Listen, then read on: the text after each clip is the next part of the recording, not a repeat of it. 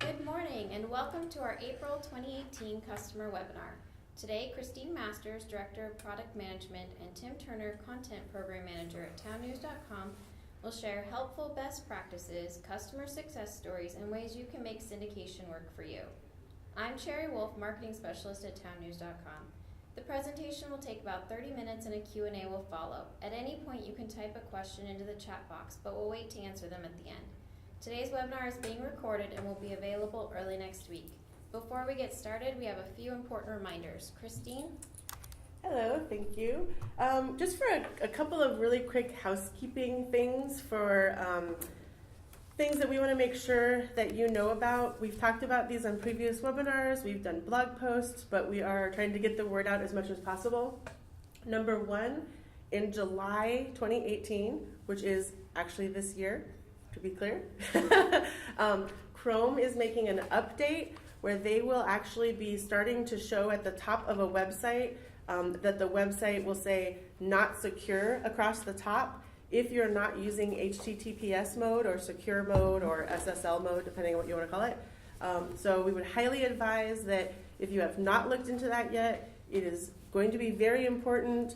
You don't want your publisher asking you on July 3rd, why does it keep saying this? What does this mean? And there to be like exciting thing happening in July. So definitely look into that. It will take a little bit of time to make sure you look at all the different vendors you use and to make sure to update ad scripts and things like that. So check it out. We do have information about that online. So if you search for secure mode in our help site, there's more information about that. Secondly, I just wanted to mention again the better ad standards that are now in place, and they are happening now in Chrome. This is a committee that has been put together with Google and Microsoft and a bunch of other companies who have basically determined a list of essentially annoying ads that users don't like.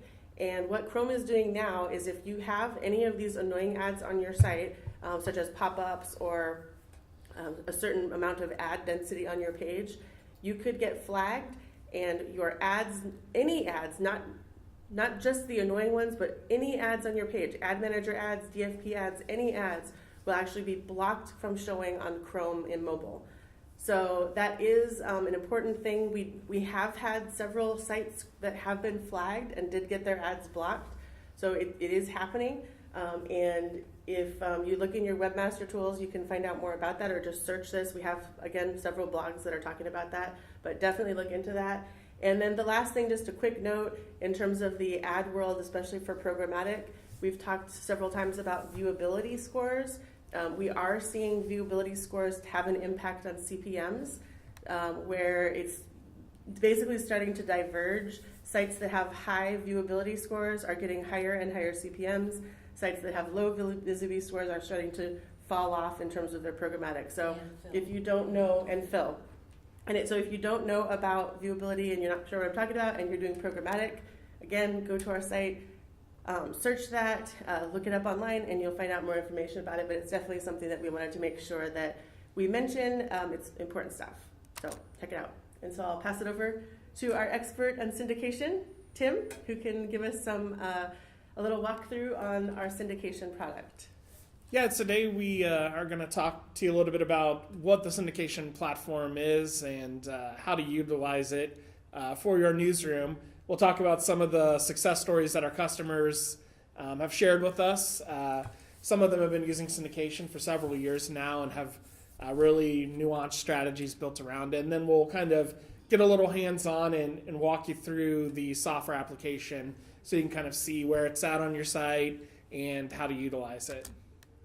So a little bit about syndication from our standpoint.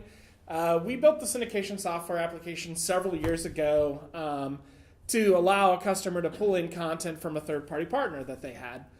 Since then, over the last several years, syndication software is now the center for all third-party and block-to-block syndication that happens on your site. So we've gradually moved AP over. If you have a relationship with Reuters, anything like that, we recommend that you go through the syndication software application. It is something that we offer for free to all Blocks customers. That's how important we think it is that you be able to utilize this software and to pull in content from third parties and to share content internally amongst your group. As you can see on this slide, there are several channels that are available. If you go into your software application and don't see one of them, it's because you don't have software entitlement. So if you do have a relationship with CNN or Field 59 or Reuters or the AP, you likely, and you don't see the channel available, contact your sales rep or customer support, and we'll go about getting you set up with the appropriate channels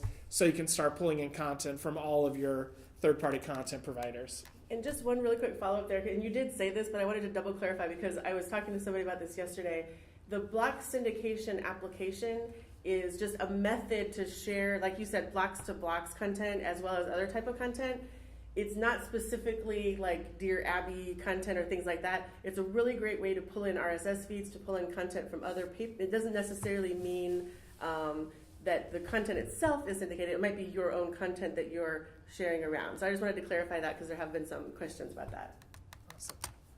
Awesome. So this is kind of an overview of what the syndication software application looks like. If you've spent any time in Blocks, this will look very familiar. On the left is where you can search for various content.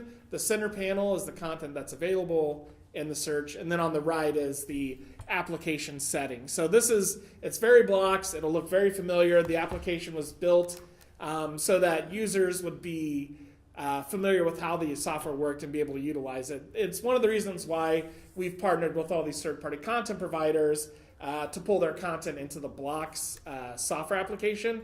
That's so that you don't have to know how to work 14 different panels and go to 12 different interfaces just to pull in content. If you use Blocks, it's all available within Blocks where your content people are already working to make it really simple for everybody in your content workflow.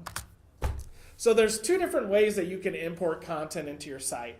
One of those is manual import. So what that does is the syndication software application has two main parts. The channel will let you see the content on a third-party site, but doesn't necessarily automatically pull that content in. So with the manual import, what you would do is you would look at the content that you want, choose that content, and then manually add it to your site.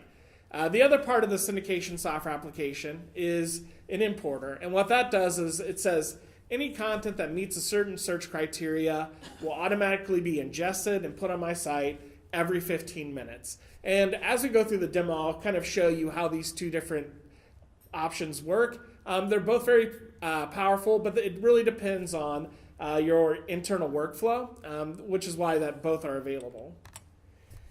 And then the import option, so the importer, which automatically adds content, you basically have the ability to add a lot of metadata to all the incoming content so that it can be as streamlined as possible. So most of our customers that participate in the content exchange program, they just have an importer set up on their site, and as the content comes in, it's automatically being tagged and placed and put where they want it to show up on their site, and they honestly don't have to do anything. And this is, in some of the use cases, we'll talk about some of those other workflows where the content just automatically comes in and shows up on your site exactly where you want it to go. Really hands off if you have a small team or don't have kind of a national news desk. This makes it really easy for you to leverage the syndication software application without having to dedicate a lot of resources. And that's something we've definitely kept in mind. We've also recently added the ability to push the content into workflows, which was just another step that makes it even more powerful for your team. So you can pull this content into your site, but then it won't publish or do anything else unless you actually promote it through your workflow process. So we continue to make improvements to this software application. So if there's anything you don't see too, feel free to reach out, submit a feature request through customer support, and we'll definitely look at adding any features that might be missing in the importer options.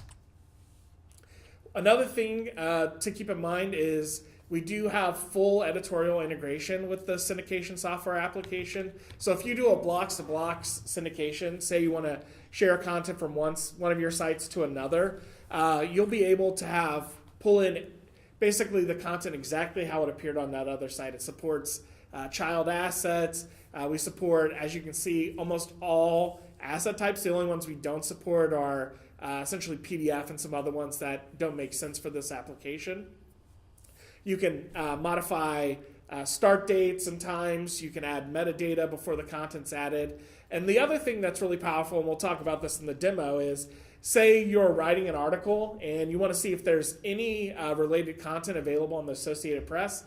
Within that article you're editing, you can see down here in the bottom right kind of how it shows up. You can actually add a child asset from syndication, so you don't have to leave the article you're writing to search syndication software and add that article right away. So like we said, it's fully integrated into editorial, so you don't even have to leave editorial to work in the syndication software. Another option that's available in syndication, if you're importing a lot of content, so some of our customers have national content centers, and what those do is they curate content for hundreds of publications across the country. And so each individual site has its own taxonomy. So the channel mapping allows you to map the national hubs or any site's taxonomy to your own taxonomy. So it further automates the process of pulling in content and pushing it through really quickly to the correct section. Christine, can you talk about this? Yeah. So one thing that's important to note inside of the actual search results inside of syndication is that on any of the particular assets, you can actually right-click on the asset, and you're able to see. You can see up here where it says view the asset that's actually on your site, and you can view the remote asset as it exists on the external site. And that's useful if you need to kind of compare the two of them, if you need to see if there's been, there's actually a little icon where you can see if it's been updated. So if it has like the updated icon, you can actually compare the one that's on your site versus the update. You can decide to have it manually updated. You can decide to compare the two and then do updates yourself, or you can set up the actual channel to update automatically without human intervention. So I'll talk a little bit about, I'm actually really excited about talking about this. We went through and spoke to some of essentially our most prolific users of the syndication application, and kind of talked to them about what was successful, what they were doing, how they felt about the application, kind of some best practices for how to set things up, and we have some really interesting use cases to share with you. So the first one that we wanted to talk about was BH Media, and a really interesting thing that they're doing with the syndication channel. We mentioned before that you're able to do RSS feeds with the syndication channel. So what BH did was genius. What they did was this example up here is TulsaWorld.com. They've got some pretty big channels for OU and OSU. Those are, I heard they're like sports teams or something like that. I'm not sure. I'm kidding. My husband's from Oklahoma, so I can say that. But so obviously there's a huge fan base for this content, and they are a great provider of this content. But what they did was they went out and found all of their competitors who are also covering, for example, OSU, and they got an RSS feed of that content from their competitors. So like the Oklahoman or there's a couple other examples on there. They actually went out and got RSS feeds from them. They set them up as a syndication channel, and when they brought in those RSS feeds, they actually brought them in as link assets. So in this case, you're getting the headline, you're getting the preview photo, you're getting the link, you're getting the first paragraph of description. You're creating blocks assets out of all of those content items. You can feature them in a carousel, you can link to them, etc. but when the end user actually clicks on the headline, they go off to that other website. But what Tulsa World found is kind of setting up this, they call it the extra site, and it's basically an aggregation hub for that topic. And they have found that the traffic on those index pages are higher than average of other index pages because of the fact that this is the place to go for that content, because they've created the one place, the one aggregated location out of all of them, on the internet, where you can see all of the content about OSU or OU in this one spot. So fans really like it. They've shown that they liked it based on obviously the traffic and the engagement that they get out of this section. A couple other really fun things that they do that I thought was just really great. One example is sometimes they actually will share on social media if one of their competitors has a great scoop about, again, OU or OSU, where they say that, they just had an interview and Bob Stoops is retiring. And then they'll actually tweet the competitor's story. The link will go to the Tulsa World first, and then it'll be the front page where they aggregate all the content. And then from there, they'll ask the user to click on the link to the competition. So they get people dependent on them for the information, dependent on them social media, and then they're kind of driving traffic to that index page where everyone can see all that information. In this particular case, I did ask them if they felt that they needed to ask permission before using RSS feeds. And I think that obviously there's a difference between linking off to their site and pulling in the full article. I don't think that you should pull in the full article, but RSS feeds are a different issue. In their case, they did ask for permission. They basically kind of set up the example and said, hey, we would like to feature this on our OU section. Is this okay? And everybody so far has said yes, because you're just driving traffic to their site, so that's great. But I think users really appreciate that, and again, it has shown in terms of the engagement from the fans. Obviously, this is something to look at for, if you're at a location and you have a particular topic that you feel that you could be the center of aggregation, if it's, some kind of a nightlife thing, a cranberry festival, whatever the thing is, go find all of the different blogs, all of the different newspapers and publishers and broadcasts and bloggers who feature content about them, and see if you can aggregate them onto your site. I think it's a really great idea. So kudos to them for building this up, and it's a great idea. So the next one is Lee Enterprises, who has been working on basically using the syndication tool now since about 2011. So they're real pros at this and have been doing it for a long time. Some really interesting things that they have been working on. They obviously have created a syndication hub between all of the various, I think they've got about 50 different sites at this point that are contributing content to a hub and then re-syndicating it back out to all of their different publications. They have found that there are certain topics that they'll have a certain publication cover, like, for example, maybe movie reviews or video game reviews, where they might have a good columnist at a certain publication that is writing about that thing. Well, they don't need to have 10 people at 10 different locations write about video games, because those are pretty much national type coverage. So you can have that one guy do it and syndicate it out to all of your publications, and then they can, that way you're kind of distributing those assets to everybody within your group, which is, I think, a great idea. We have similar things within the content exchange, where there might be a certain topic that somebody is covering within the content exchange that is sharing out that information, and then you can look for the same thing there as well. So some other really interesting things that they're doing that I thought was very unique was they're actually looking at building specific niche sites for essentially vertical topics, and then taking all of the content from the various publications that they have across the country and pulling in that country into a specific targeted site for that content. So one example that's on the that's on the page here is Montana Untamed, which is a Montana outdoor site that they started.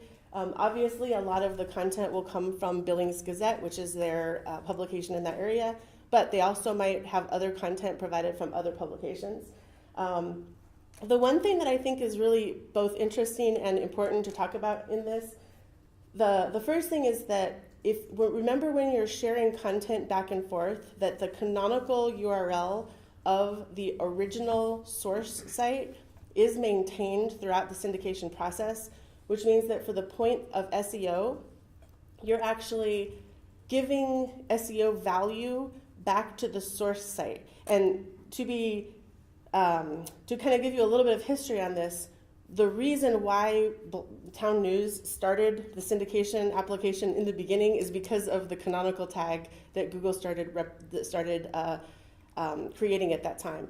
Before the canonical tag, there were very few people, even within the same group, that really wanted to share content in that manner, because you might want to share links back and forth, but sharing the full article was giving up too much. You want to send them back to your site. But in this case, when you're actually providing the canonical URL to the destination site and coming from the source, that the source is getting big SEO credit from that. And we've seen actually really good SEO value from that. If you have an article that is original article and you have 200 people that are actually using that article and pointing back to you in the canonical URL, that's great SEO value for you. So they're using that, I don't want to say trick, but they're using that feature to build these sites. But the important thing to note, though, is that they also create original content for those vertical sites also.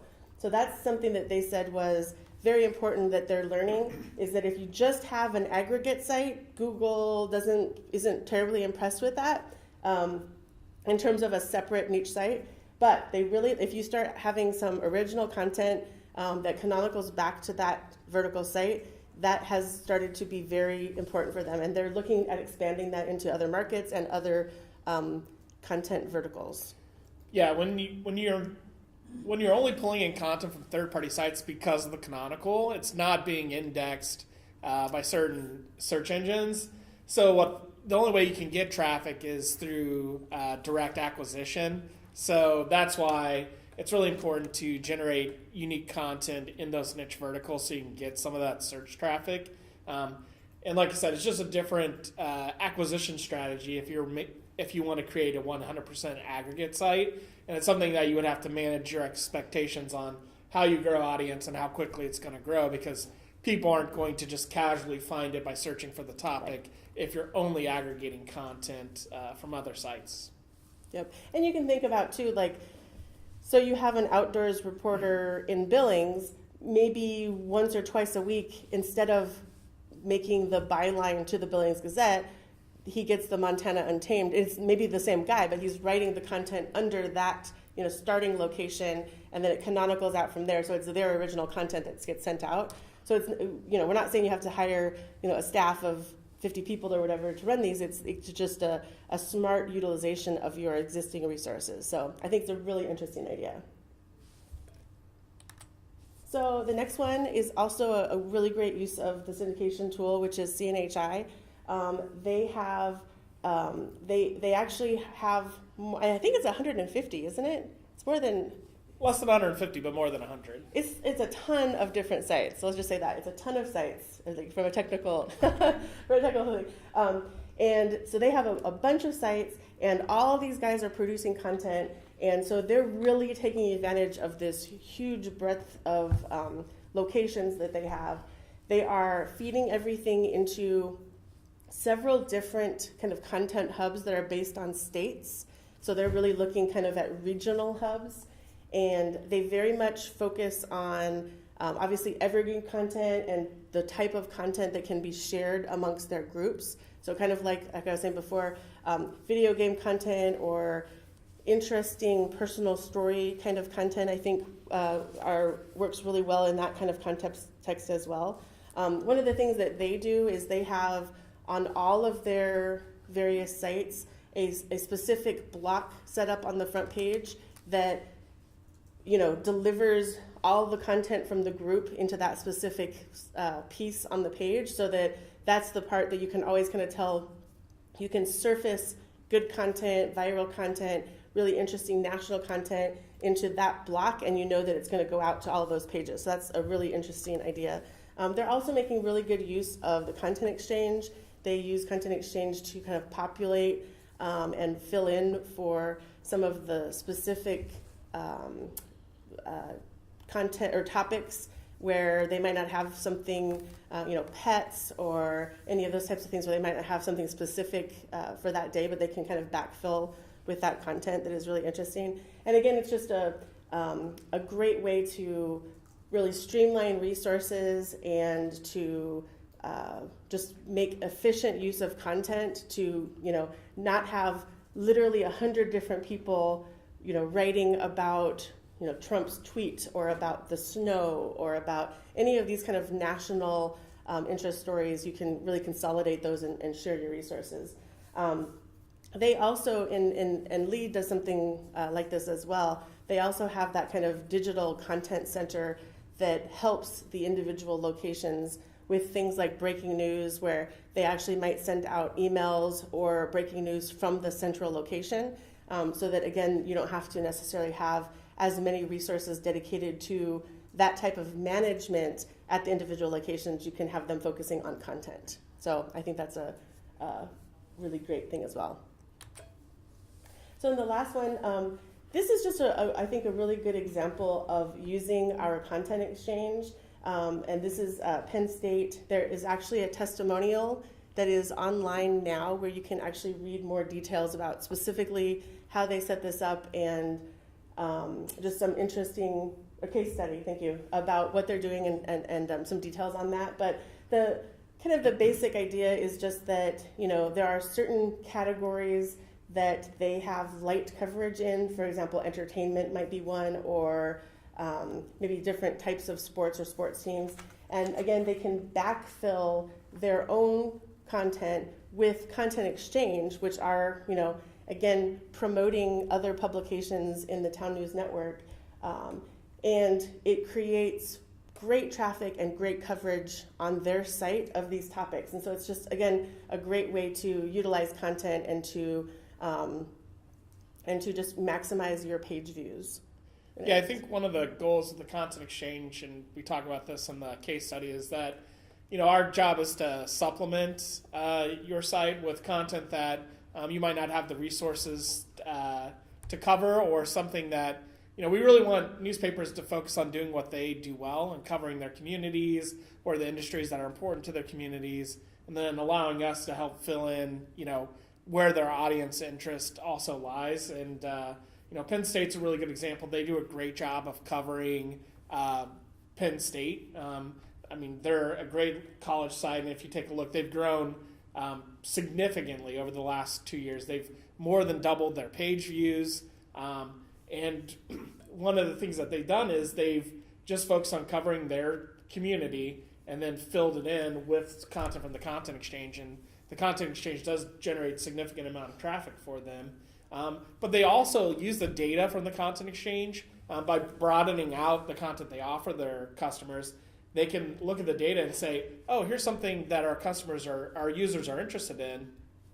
Maybe we should cover that locally. So fantasy football, they noticed that they were getting a lot of traffic on the fantasy football content that Pro Football Weekly generates, and they wanted to put kind of a local spin on it, so they started generating their own fantasy football content from their sports desk, and that's been successful for them too. So by having a broader base of content, you can also learn a lot about what your users are interested in and what maybe you can cover from a local level to also impact them. You might want to point out this is the collegian.psu. Yeah, and the domain for the Collegian is collegian.psu.edu. So they are hosted by the university's website. And just, if I can say one quick thing before you start, if you guys have any other examples of you're doing something either that you think is innovative or that's working really well for you, please send that to us. We would love to hear about that. We'll probably we'll put together kind of a list of all of these as part of the webinar so you can see, and if anyone has any additional things to add, we can add those to the show notes as well. If we get those in, we'd really love to share these great ideas, and we think that this is a good opportunity for you to, share the wealth and get everybody some best practices. Yeah, I think, we have over 500 and some customers using the Content Exchange, 540 to be exact, using the Content Exchange. So there's a lot of people using syndication software. Since it is available to all customers, I know I see from time to time other customers that use it just for internal syndication. So we know there are a lot of great use cases of people sharing content internally and externally. So yeah, we definitely, and Lee and BH and CNHI have been really great community partners and sharing, how they've been successful with utilizing the syndication software. Awesome. Now my throat's getting scratchy. Yeah, let me know if you need me. I guess I don't talk quite as much as Christine on a day-to-day basis, so I've got a strong throat. a throat for webinars. Yeah. So we wanted to kind of get into the software application a little bit before we answered any questions to kind of show you a little bit about how it's set up and how to utilize it. So like we said before, there are two main parts to syndication. There are channels and importers. A channel is a window into a site, so it lets me see all the content that's available on a site without necessarily adding any of this content to my own site. If I do like an article, and this actually came from the Content Exchange, but I'll go ahead and look at it anyways on the site, I can preview it. It shows me it gives me a lot of the information about it. It lets me preview the content, any metadata that might be available on the site, what kind of children assets there are, and I can go ahead and preview those as well. It gives me a firm understanding of what I'm actually going to add to my site, and I can make slight modifications to keywords. I can choose to keep any of the keywords that I want, add section tags, and then if I like this article, I can go ahead and add to my site by manually adding it. The other part that we talked about were importers, and then if you have multiple channels set up, over here on the left, you can switch between channels, and then over here I can search for any content specific to the site that I want. Change to images so you can actually see it change. And then, like you said, an importer is a set of search criteria, and then any content that meets the search criteria will automatically be added to my site. So, for example, we'll just go down to a Lee site since they've agreed to participate in this webinar. And I have them kind of segmented out by geo information because STL Today does cover Illinois and Missouri, so it can kind of get complicated. So over here on the left, there's a lot of content. I'm not necessarily... Over here on the left, you can kind of see my search criteria. A lot of secret sauce here, so just you can kind of ignore a lot of this this information with how I perform the search. But you can see I have a set of search criteria, and any article that meets the search criteria will be added to my site. On the Content Exchange, I pretty much pull in most of the content that's available on a site. So there might be stuff that we don't actually curate and syndicate out to customers. But we like to pull it in because once we pull it in, we run it through semantic analysis and our other internal processes for surfacing content so that we know what content's available and we're pushing out as much relevant content as possible. So what happens is any content that meets the search criteria will be imported to my site. It will have these settings. It will delete certain content, add flags, keyword data, geolocation data to the content. And then if you look up here, so we'll go to the same site. You notice I didn't have any section tags. It's because I have a category map set up for this site. So essentially I'm mapping all their sections to sections on my uncurated content hub. So this is a way, if you know you want to import a lot of content from a site, a category map is a much better solution for matching that content up. And so when we set up Content Exchange, usually customers are pulling in multiple verticals. So we do set up a category map. On the left is the source sites section tags, and on the right is where we're mapping them to. And we have this handy dandy importer, so if we can just import a CSV file. It makes it really easy to scale this out. If you're trying to set something up on, say, 50 or 100 domains, you can just create one file, export it, and then import it on all those domains if they have the same section tag structure set up on each site. And one thing to clarify really quick that I think is a good thing to point out is that, the channel will be one channel into, let's say, stlouistoday.com, so you're looking at their content, but you can set up multiple importers from there based on search. So you might do a search for just outdoors and set up an automatic import for outdoors, and then you do just a search for sports, and then you do an automatic import for sports. The rest of the stuff is not imported because, for whatever reason, that's not the thing that you wanted to bring in. Then it would be available for manual import, so you could still browse it and pull it in individually if you wanted to, but you could choose to have multiple importers and manual on one single site just based on searches, based on categories. You could just pull in a specific columnist if you wanted to, just pull in a specific topic.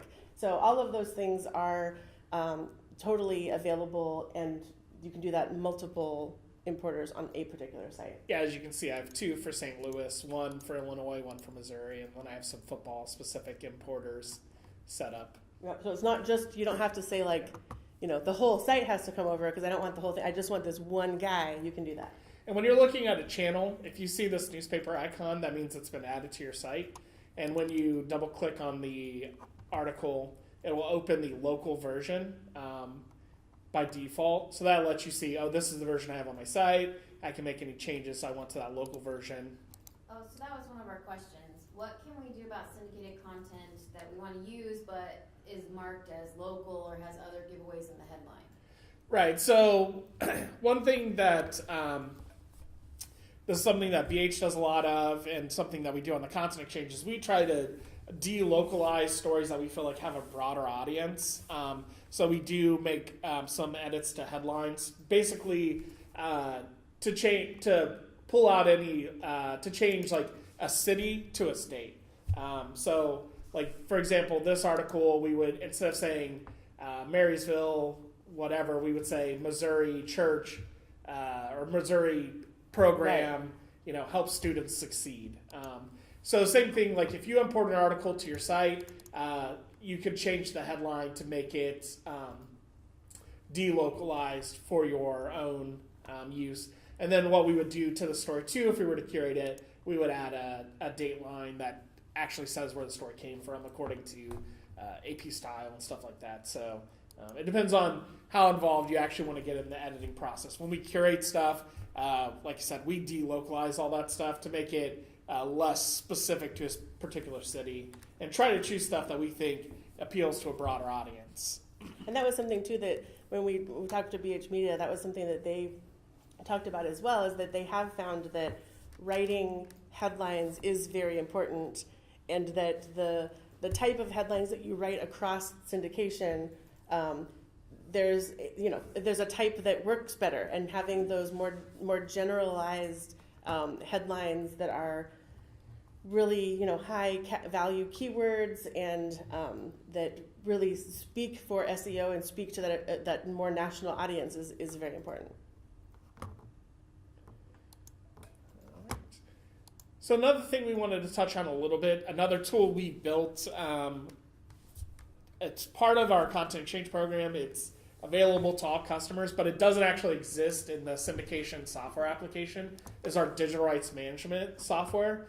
So a lot of sites that are using this for external syndication set up what we call a DRM policy. So this lets you define what permissions you want to grant to other sites using your content. As you can see on the left, this tells you which permissions you can give, publish, keep beyond to syndicate, keep beyond the archive date, resyndicate, etc. And then over here, it lets you define, you can specify, this rule only applies to a specific site or an entire newspaper group, or you can also set a geographic location down here. You can say, anybody in a certain state can use my content or can't use my content.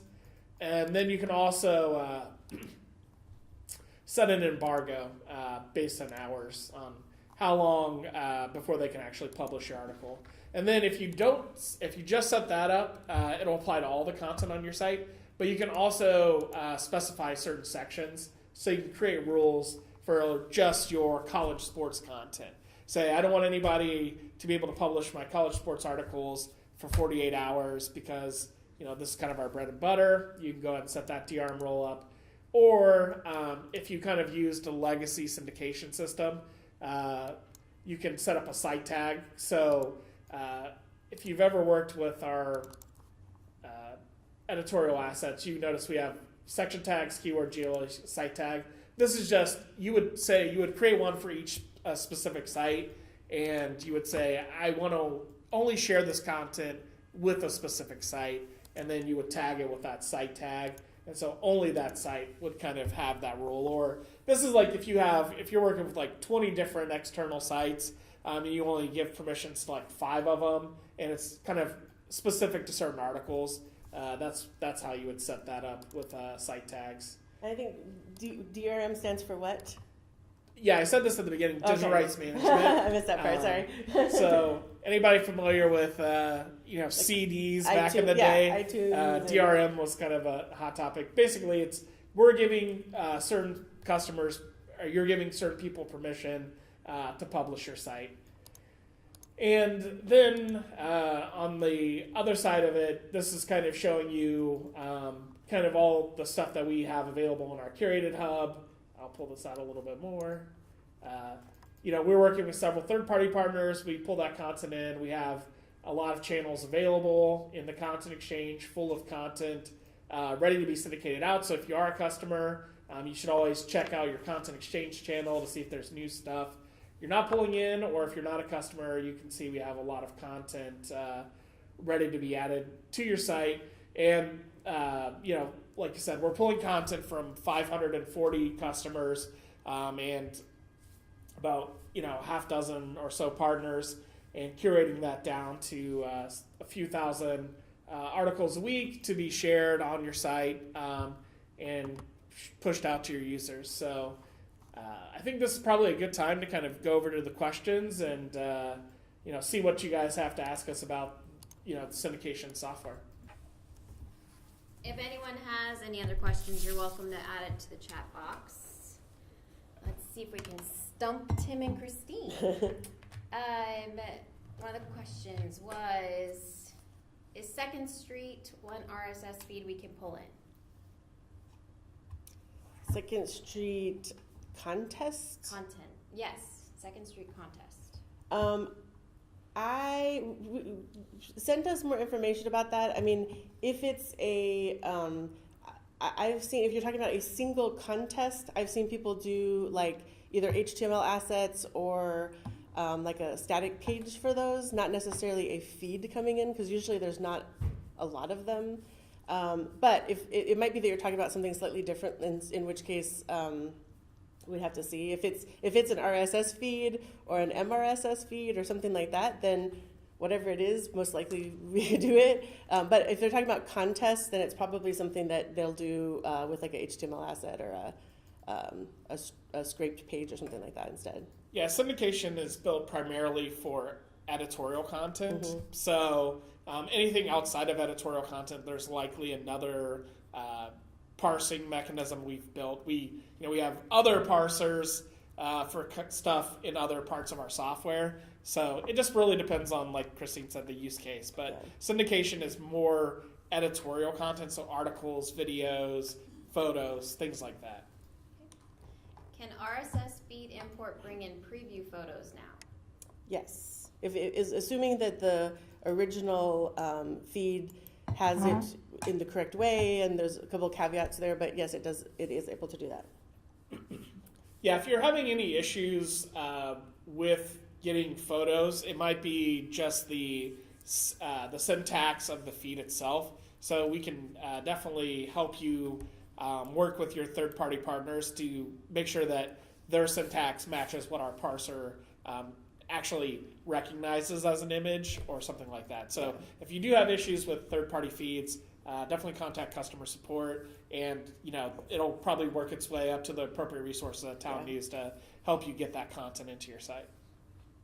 I work with a lot of third-party partners. Never seen the same feed to the syntax twice, even though it's a standard. Yeah. But Yeah. So if you're having issues, probably with the feed, but we can help you get it imported into your site. There are some tricks. I mean, like depending on how you set it up, there's like the child. What's it called, Tim? The media as child assets. When you're setting up the feed, that help you actually create the child asset as well, and then that can obviously generate the preview. So there's a couple of different things that we have to look at how the feed itself is structured, and then, but like Tim said, let us know and we can look at it. Okay. We had some good feedback. This is very easy. We pull in blogs and other articles directly to our website where we can actually manage all our content. Yes, it's awesome. I think, and this is actually the reason, just to take a quick sidetrack here, that's the reason why we thought of doing this webinar, is because this is actually a really powerful tool that lets you take a lot of stuff from a lot of different places and really feature it on your site. And one really important thing, I was going to pretend to ask this question to Tim as part of his part of it, but when he's talking about bringing in these articles for your site, those are articles on your site that have you can put your ads on them, in the story feed, on the right rail, all that stuff. So all these additional page views, some of the customer success examples that we have, their content programs have generated millions and millions of additional page views for those organizations, on which there are ads, which translates to real revenue. So this is something to definitely think about, a strategy for what content is out there that's freely available, that you can either import the whole content, import the RSS feed, like the Tulsa example. There's so many things you can do with this, and it really does mean additional traffic, additional engagement, and additional revenue for your site. Yeah, it's something, when I was working with publications before I started working at Town News, really tried to look in the community and find who was creating good content from trusted partners like your community, your colleges, even the city government with government access channels. If someone's already creating content that's good and out there, I'd always try to partner with them first to get that content in, rather than trying to recreate the wheel. So this is a tool that really allows you. I know YouTube is a lot of government organizations are using YouTube now. There's a YouTube importer. You could automatically import their YouTube videos as they're created. Something to keep in mind, like if you're working with a college, is make sure it's labeled correctly and meet your editorial guidelines and bucket it off where you want it. But it's a good way to kind of cover that community. And the thing I like about working with certain partners, especially colleges, they're producing art for all their content. Usually they've hired journalists to write the content, and so they're actually adhering to style and all that stuff. And you can always pull that stuff in, dump it in a workflow, let your editorial team review it before you publish. But there's tons of great content out there. I really encourage everybody that I work with, look in your community, look what's being created out there, and see where it can help you streamline your process and add more value to your users. And this is what syndication does. YouTube is a good example where I could set up a YouTube channel with a search for Quad City Times or Quad Cities, right? And then have it come in unpublished, and then have my editorial team, or even just look into the channel and pull stuff out. That's probably easier that way too. But they could pull in any kind of interesting video. You'd have to approve it first, but interesting video, and have like a compilation of them. You can do a collection of YouTube videos that are interesting for the week or something like that. Would be really great content that would take just a few minutes, and it's already out there in the wild. And you could be the point of information for that content in your area. Okay. Can you explain a bit more how a one-off website that's not part of a bigger group would get SEO benefit from another site in the syndication network publishing one of their stories? Right. So, again, if you're part of, say, the content exchange, which is how your content would likely end up out there, when the way, Google's always changing their algorithm. It could change tomorrow. But really what they do look at is, to rank you and how you're looked at as an authority are other people referencing you and establishing you as that authority. And so by SEO, they see your link on another site, and so it gives, as Christine calls it, SEO juice. SEO juice. Back to you. It's a technical term. It's the industry phrase. Right, and we do a lot of searches to make sure that this is working correctly, to make sure that we're not seeing your content show up on another site in Google News, in Google Search.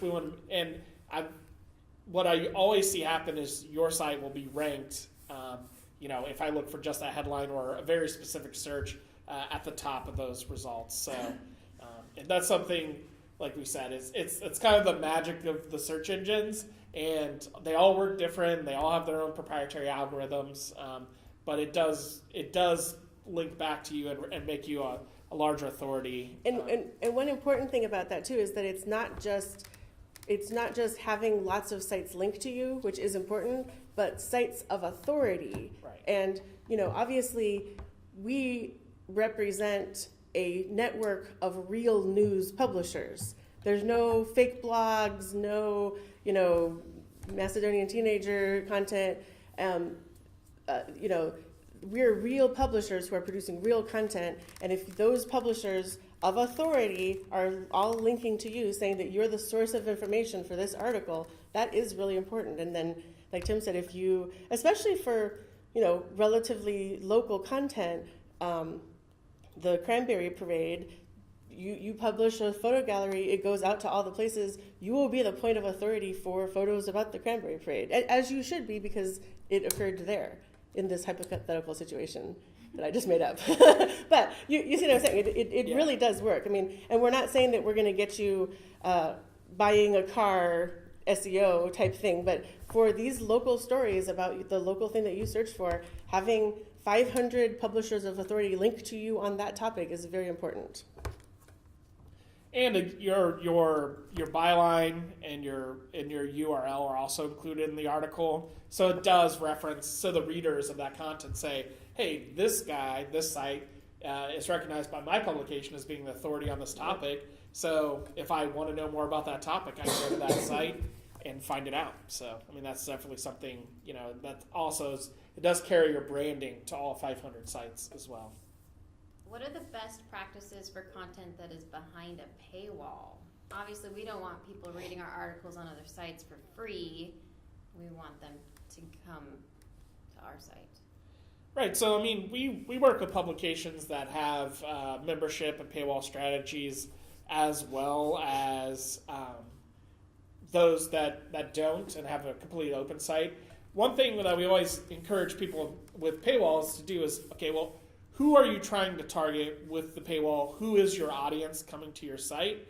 And then our goal is to reach other people, to reach beyond that audience. So say, we don't want anybody within 60 miles to be able to republish our content. A geo-based DRM rule is a really great source to kind of protect that paywall, but then also distribute your content more broadly, especially if it's like local news that might be viral or something like that. Someone coming to your site for a viral story from the other side of the country is not going to pay to read that story. But you can get some SEO benefits and also content exchange ads that we add to the story if they read that article on their home membership publication where they already might have subscribed or are reading that article for free. So we definitely encourage you to look at your audience, define it, and then set up DRM rules to protect your paywall strategy, but also distribute your content more broadly. And using that example, so let's say I have a paywall on my site, but I do a really great article about a scandal with our mayor. And that's behind a paywall on my site. I put up a DRM rule so that maybe the local paper also in my market doesn't get that specific article, maybe for its embargo period or whatever. Now remember that if somebody searches for information about that, so 30% of your traffic is coming in from search, all of those people canonical to you, even though it's for free, possibly on a California site or whatever, it's going to canonical to you, which is behind the paywall. So they're not going to be able to get there easily through search.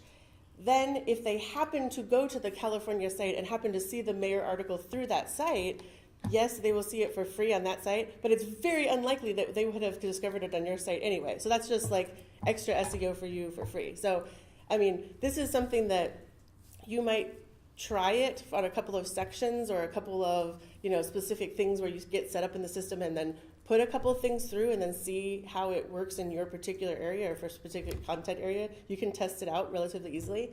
But what we've seen as we built this is that it actually doesn't matter that much. You can still have the paywall and still push it out there. It's actually very interesting.